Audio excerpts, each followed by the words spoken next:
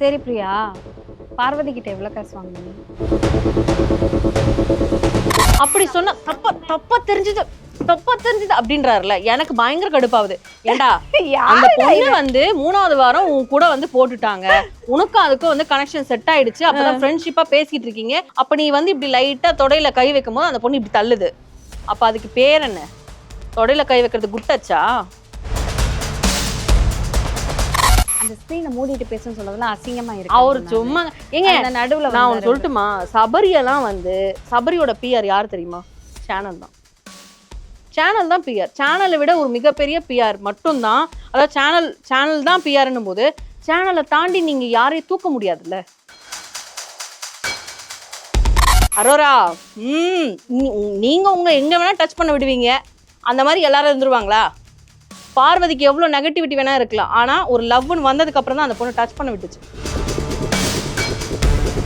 ஆனா இன்னைக்கு காலையில பேசினதை வச்சு சொல்றேன், அவங்க 100% பிரேக்கப்க்கு ரெடி ஆயிட்டாங்க அப்படிங்கிற மாதிரி தான் எனக்கு தோணுச்சு. நல்லா தெரிஞ்சுக்கோங்க, பார்வதி கமருதனை கைட்டி விடல, கமருதீன் தான் பார்வதியை கைட்டி விடுறாரு.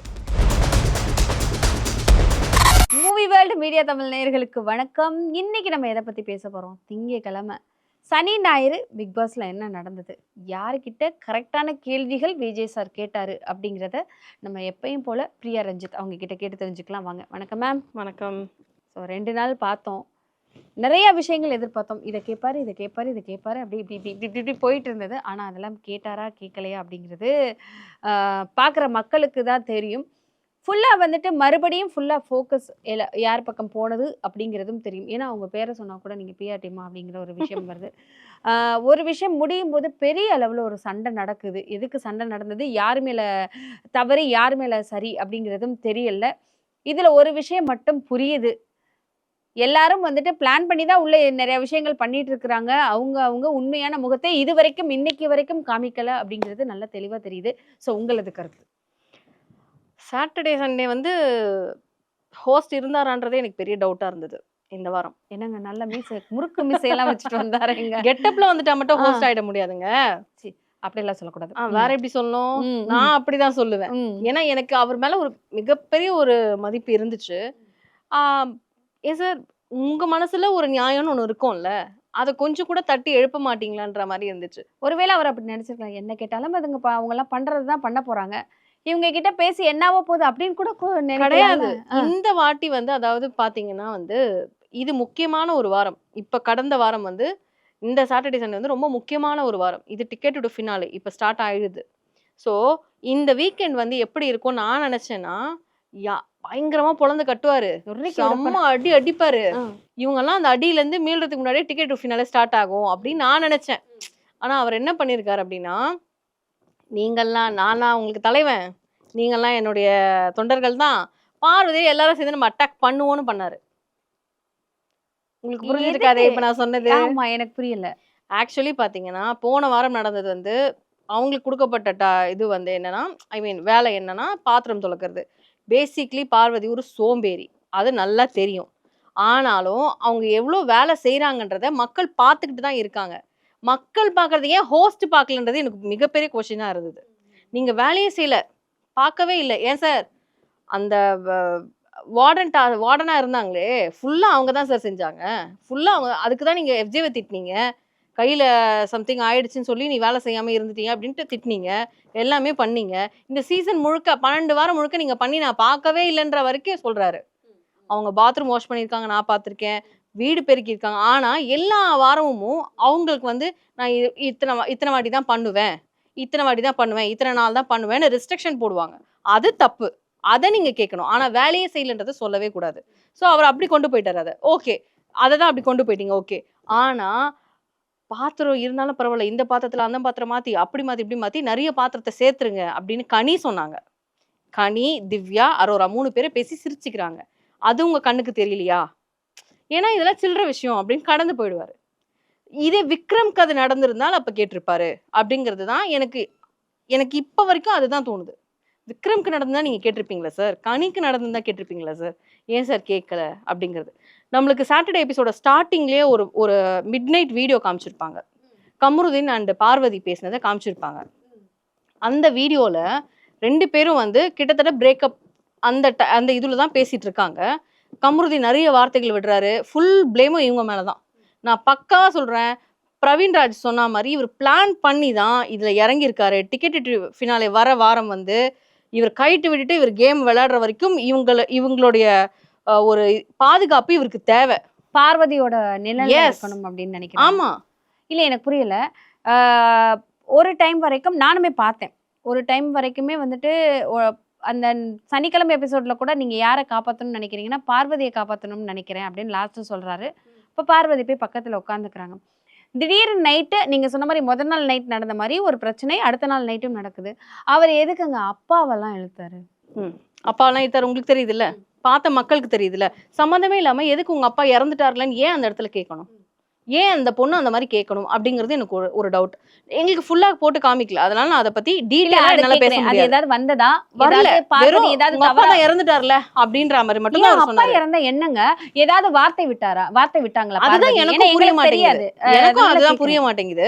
வெறும் அந்த வார்த்தை மட்டும் தான் வந்தது. இது நம்மளுக்கு ரெகுலர் டெய்லி லைவ் மாதிரி இருந்தது தான். அடிக்கிற மாதிரி ஒரு இடத்துல போனாரு, அடிக்கிற மாதிரி போனாரு, அதெல்லாம் தவறு தானே. அசிங்கமா கேட்டுருவேன்னாரு.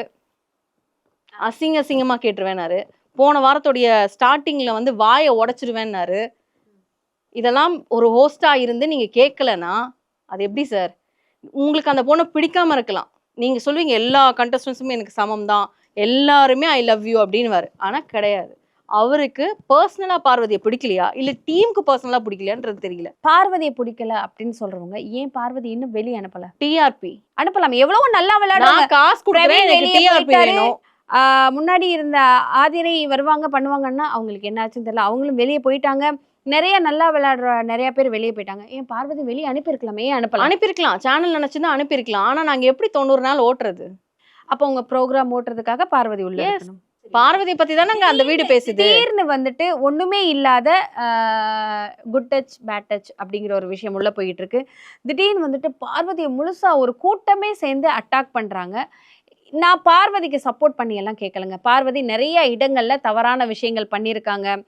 எல்லார்கிட்டே போய் ஆமா நீ இந்த திவ்யா அப்பா சொன்ன மாதிரி ஆமா நீ சொல்றது கரெக்டு தான் அப்படின்ட்டு இந்த பக்கம் போய் ஆமா நீ சொல்றது கூட கரெக்டு தான் அப்படின்னு சொல்லிட்டு நிறைய வேலைகள் பார்த்துருக்காங்க. கேம்னா என்ன, கேமை எப்படி கொண்டு போகணும், இதுதான் விளையாட்டு அப்படிங்கிறது பார்வதி அவர்களுக்கு நல்லாவே தெரியும்.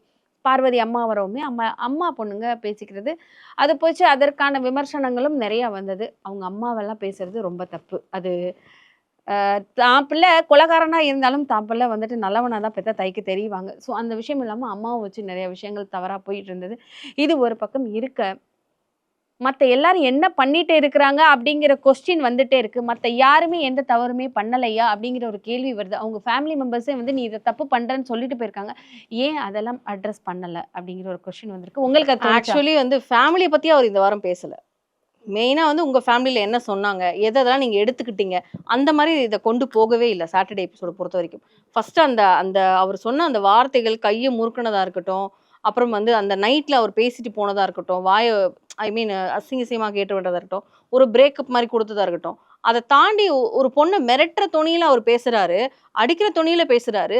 இதை விட ஒரு பொண்ணை வந்து எப்படியெல்லாம் வந்து அந்த பொண்ணு நெகட்டிவா இருக்கட்டும், அசிங்க முடிச்சலா இருக்கட்டும், சாக்கடையாவே இருக்கட்டும், ஆனா அவ ஒரு கண்டஸ்டன்ட், அவளுக்கு ஒரு பாதுகாப்புன்றது வந்து டீம். அதை தாண்டி ஹோஸ்ட் அதை கேட்கணும். ஏன் அவளுக்கு நடந்தா மட்டும் ஏன் கேட்க மாட்டேங்கிறீங்க? திவ்யாவை இந்த வார்த்தையை அவர் வாயை உடைச்சிருவேன்னு சொல்லியிருந்தாலோ, அசிங்கமா கேட்டுருவேன்னு சொல்லியிருந்தாலோ வந்து விஜய் சேதுபதி அவர்கள் கேட்டிருப்பாரா மாட்டாரா? கேட்டிருப்பாங்க. ரம்யா விஷயத்துல வந்து திவ்யாவுக்கும் கம்ருதீனுக்கும் நடந்தது இல்லையா சண்டை? அப்ப வந்து கேட்டீங்கல்ல சார், கேட்டீங்கல்ல? அப்ப ஏன் இவங்களுக்கு கேட்கலன்றது என்னுடைய பெரிய கொஸ்டினாவே இருக்கு. அப்படியே பிளாக் பண்ணிட்டு அடுத்த கட்டத்துக்கு நோக்கி போய்கிட்டே இருக்கீங்களே, அது எப்படி உங்களால முடியுது? யார் சொல்ல மாட்டாங்க? ஹோஸ்ட். ஆக்சுவலா ஹோஸ்ட் போனதுக்கு அப்புறம் தானே இது நடக்குது. எபிசோட் முடிஞ்சிருது, அதுக்கப்புறம் தான் நடக்குது. எனக்கு என்ன ஒரு சந்தோஷம் அப்படின்னா, மாத்தி உண்மையை சொல்லிக்கிறாங்க ரெண்டு பேரும். திவ்யா ஒரு பக்கம் உண்மையை சொல்றாங்க, விக்ரம் ஒரு பக்கம் உண்மையை சொல்றாரு. ஏன் மாத்தி உண்மையை சொல்லிக்கிறீங்க அப்படிங்கிற மாதிரி இருந்தது. அண்ட் அவங்க வந்து உங்க ஒய்ஃப் கிட்ட நீங்க தானே பேசிட்டு இருந்தீங்கன்னு ஸ்டார்ட் பண்ணது திவ்யா. கேட்டது தப்பு தானே. இப்போ அவரே கேட்டிருக்கீங்க திவ்யா. அத வந்து கேட்டா அவங்க வந்து நீங்க பேசிட்டு இருக்கும்போது நான் இங்க வந்தேன். ஒரு விஷயம் நான் சொல்றேன். எபிசோட் முடியுது, ஒரு பிரேக் போடுறாங்க. விஜய் சேதுபதி சார் நான் கிளம்புறேன் தேங்க்யூ சொல்லிட்டு கிளம்புறாரு. அந்த இடத்துல வந்து பார்வதி வந்துட்டு சாண்ட்ரா கிட்ட கமருதீனை பத்தி இப்பதான் எனக்கு தெளிவா இருக்கேன். வாட் எவர் ஏதோ சொல்லிட்டு இருக்காங்க. அது எப்படி அவங்க கனியை பத்தி பேசுனதை எடுத்துட்டு போனாங்க திவ்யா? பார்த்தோம், நம்ம எல்லாருமே பார்த்தோம். அந்த இடத்துல கனி அப்படின்னு சொல்ல ஏன் அவங்க காது இங்க இருந்து அங்க போகுது, என்ன காரணம்? அப்பத்தா ஊர்கேள்வி அப்படி சொல்லுவாங்கல்ல, அந்த மாதிரிதான். ஏன்னா இதை வந்து எப்படி எடுத்துக்கிறதுனா ட்விஸ்ட் பண்ணி விடணும் இல்லையா? இப்போ அந்த பார்வதி அடிச்ச டைம்ல தான் அவங்கள திருப்பி அடிக்க முடியும். பார்வதி எழுந்து நின்னுட்டா அவங்களால அடிக்கவே முடியாது, ஓடிடுவாங்க. ஏன்னா அது வந்து நம்ம அந்த மாக் பண்ணதுலே தெரிஞ்சுக்கிட்டோம். அதை கூட வரவேற்றாரு பாருங்க. பார்வதி நீங்க பண்ணீங்களா, அதெல்லாம் நல்லா இருந்துச்சு. சாண்ட்ரா ரொம்ப இதுல ஒரு கேள்வி கேட்கணுங்க, தப்பா எடுத்துக்காதீங்க. சாண்ட்ரா ரொம்ப பயந்தவங்களா?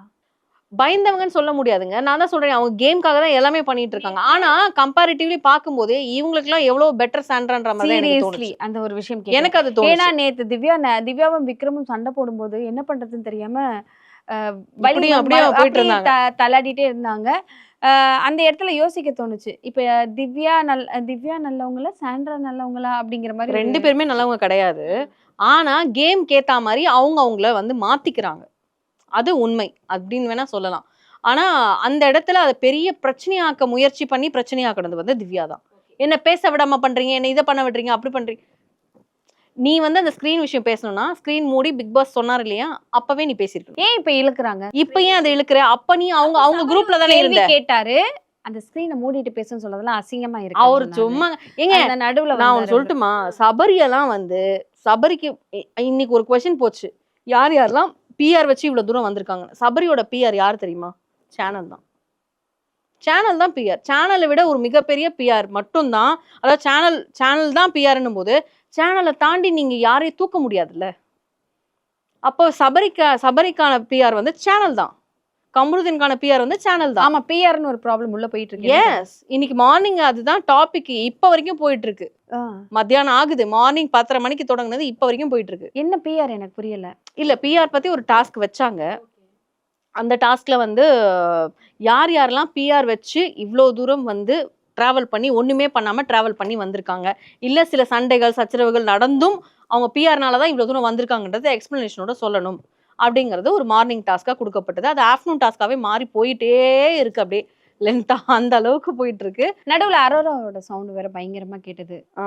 என்ன நடந்தது? அவங்க வந்து ஆண்களுக்கு குரல் கொடுக்கும் அரோரா அப்படின்னு வேணா அவங்களுக்கு வந்து பேர் வைக்கலாம். இந்த பார்வதி சொன்ன மாதிரி அரோரா அரோகரா மாதிரி அந்த மாதிரிதான். அதுவும் வந்து அவங்களுக்கு வந்து என்னன்னா, இப்போ கமருதீன் கூட இருக்காங்களா இல்லையான்றது நம்மளுக்கு தெரியாது.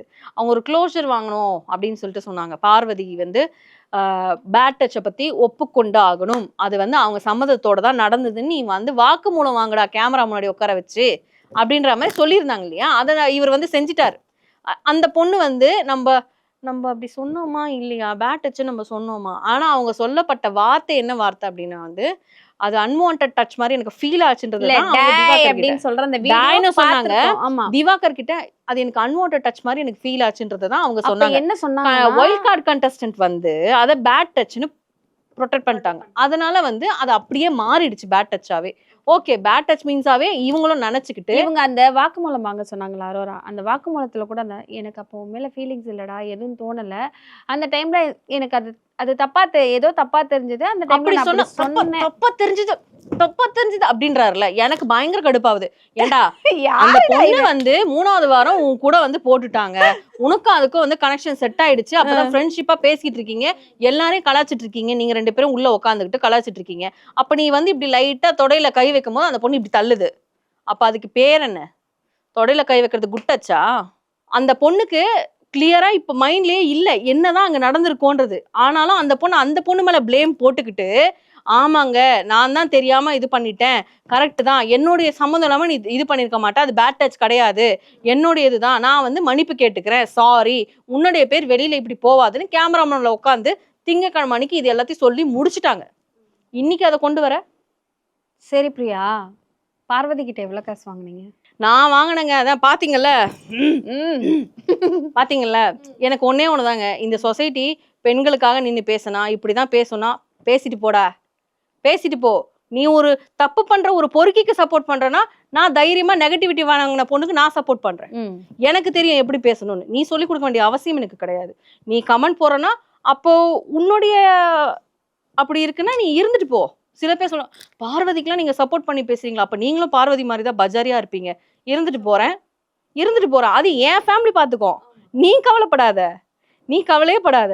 ஆமா நான் காசு வாங்கிட்டேன், நான் பேசுறேன், எனக்கு 10 லட்ச ரூபாய் இப்ப அவங்க கொடுத்து வச்சிருக்காங்க, நான் பேசுறேன். எங்க பிஆர்னா இவங்க எல்லாம் என்ன நினைச்சிட்டு இருக்காங்க, பேசுறவங்க எல்லாம் பிஆர் நினைச்சிட்டு இருக்காங்க போல. அது ஒரு டீமுங்க. அது எப்படின்னா அதெல்லாம் சாதாரணமா நம்ம அது கிட்ட கூட நம்மளால போக முடியாது. கண்டஸ்டண்டா ஒருத்தவங்க செலக்ட் பண்றாங்கன்னா அதுக்கான டீமையும் சேனல் தான் அப்ரோச் பண்ணி கொடுக்கும். இவ்வளோ இடத்துல ஒட்டஞ்சு அந்த பொண்ணு அங்க ஒரு இடத்துல எல்லாமே அந்த ஒரு லவ்வுக்காக தான். ஆமா, கடைசி இன்னைக்கு டோட்டலா உடைச்சிட்டாங்க, டோட்டலா செதற விட்டாங்க, பயங்கரமா செதற விட்டாங்க. பார்வதி நீ என்ன எத்தனை நாளைக்கு இந்த கதையை இழுப்ப, வா இன்னைக்கு அதுக்கு சோழிய முடிக்கிற, வா உக்கார் பேசு, நீ என்னென்ன பேசுறியோ பேசு. ஃபுல்லா பேச விட்டாங்க. அவர் என்னென்ன பேசணுமோ பேசு. கேவலமானவ, அவங்க பெத்தவங்களுக்கே உண்மையா இல்லாதவ, இந்த மாதிரி வார்த்தைகளை அவர் சொல்றாரு லைவ்ல. இது கட் கூட ஆகாம லைவ்ல வருது. கண்டஸ்டன்ஸ் எல்லாம் கொஞ்ச நேரம் கேட்டு இருந்துட்டு அதுக்கப்புறம் சுபிக்ஷா எழுந்து போயிட்டு இது என்ன வார்த்தை இதுன்னு சொன்னதுக்கு அப்புறமா எல்லாம் அங்க இருக்காங்க இல்லையா ஆம்பளைங்க எழுந்து கம்ருதீன் தப்பு, அதாவது பேசும்போதே நிறுத்தல. ஒரு பொண்ணை இப்படி கேவலமா பேசிக்கிட்டு இருக்கான்னு பார்வதி சொல்றாங்க. அதுக்கப்புறம் தான் எழுந்து வரீங்க. என்னங்க ஓகே, இந்த மாதிரியான ஒரு கான்வர்சேஷன் உள்ள போயிருக்கு. எஸ், இப்பவும் போயிட்டு தான் இருக்கு. ஆனா உட்கார்ந்து கேக்குறாங்க, பார்வதி ரியாக்ட் பண்ணல. இல்ல பார்வதி அது நடுவுல ஸ்டாப் பண்ணாங்க. அதுக்கப்புறம் திருப்பி இவங்க எல்லாம் ஆர்கியூ பண்ணாங்க, நீ அந்த மாதிரிலாம் பேசக்கூடாது, தப்பு. வினோத் அவங்க அதாவது சேதுபதி ஒரு எபிசோட்ல சொல்லியிருப்பாரு, உங்க ஃப்ரெண்டாவே இருந்தாலும் தப்பு பண்ணா நீங்க சொல்லணும்னு சொல்லியிருப்பாரு. ஆனா சப்போர்ட் பண்ணணும்னு அவசியம் கிடையாது. ஆனா இவர் சப்போர்ட் பண்றாரு. Okay fine. அதுதான் வினோத்துக்கு ஒரு தப்பான ஒரு விஷயம் வினோத் கிட்ட அதுதான் நான் சொல்லுவேன். ஆனா எனக்கு என்ன அப்படின்னா, வினோத் இன்னைக்கு என்ன சொன்னாருன்னா, அப்படி பேசின தப்பு சாரி கேளு அப்படின்னாரு. ஆனா அது உண்மையா சொன்ன மாதிரி எனக்கு தெரியல. நீ மாட்டிப்படா, சாரி கேட்டு வந்துடுடான்னு காப்பாத்தின மாதிரி இருந்துச்சு. தப்ப உணர்த்தல, ஆனா நீ சாரி கேட்டுடா இல்ல மாட்டிப்ப அப்படிங்கிற மாதிரி சொல்லிட்டு வந்த மாதிரி. சரி ஓகே, நீங்க அப்படி சொல்லிக்கிறீங்க, எல்லாமே ஓகே. ஆனா இன்னைக்கு அவங்க உட்காந்து இன்னைக்கும் அந்த பொண்ணு நான் பண்ணது தப்புன்னு தான் நான் சொல்றேன், நான் வெளியில இதுக்கு இன்டர்வியூ தரேன்னு நான் சொல்லிட்டேன், இதுக்கப்புறமாவும் இதை பத்தி ஏன் பேசணும், இங்கேயும் எடுத்துட்டு வந்தோம், அதுக்கு ஒரு க்ளோஷர் கொடுத்துட்டேன் நானு, இங்கேயும் எடுத்துட்டு பேசணும்ன்றாங்க. இப்ப அரோரா எக்ஸ்பிளைன் பண்றாங்க, அவ என்னுடைய உரிமை எல்லாமே அன்வான்டா அவன் டச் பண்ணதே கிடையாது, அவன் ரொம்ப இன்னசென்ட் அப்படின்றாங்க. அரோரா நீங்க எங்க வேணா டச் பண்ண விடுவீங்க, அந்த மாதிரி எல்லாரும் இருந்துருவாங்களா? பார்வதிக்கு எவ்வளவு நெகட்டிவிட்டி வேணா இருக்கலாம், ஆனா ஒரு லவ்னு வந்ததுக்கு அப்புறம் தான் அந்த பொண்ணு டச் பண்ண விட்டுச்சு. அதுக்கு ஆஃப்டர் பிஃபோர்ன்ற வீடியோவே இருக்கு நம்ம கிட்ட. வீடியோ இருக்கு. ஜெயில டச் பண்ணும்போது அலோ பண்ணல, லவ்னு வந்ததுக்கு அப்புறம் அலோ பண்ணாங்க. இதுதான் பார்வதி. என்னதான் நெகட்டிவிட்டி, அசிங்கம், அவமானம் நீங்க கழுவி ஊத்துங்களேன், இதுதான் பார்வதி. அரோராக்கு ஃபயர் விடுறீங்கல்ல, இதுதான் அரோரா. எனக்கு டச் பண்றான், எனக்கு அவங்க ஃப்ரெண்ட் ரியா உள்ள வந்தாங்க. ரியா வந்தாங்கல்ல, அற்புதமா சொல்லி எனக்குலாம் என்ன சொல்றதுனே தெரியல. ரியா வேற லெவல்.